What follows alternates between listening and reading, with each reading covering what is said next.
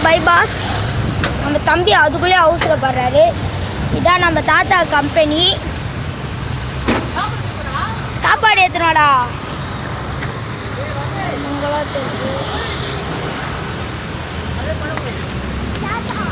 இதான் நம்ம தாத்தா ஃப்ரெண்ட்ஸ். இது தாத்தாவோட கம்பெனி பாருங்க. இதான் ஒரு தங்குற இடம் பாருங்க. இதான் நம்ம பைபாஸ்.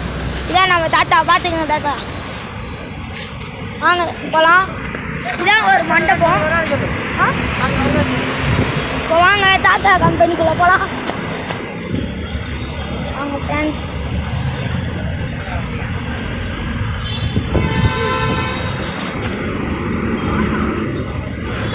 இதான் நம்ம ஆட்டோ.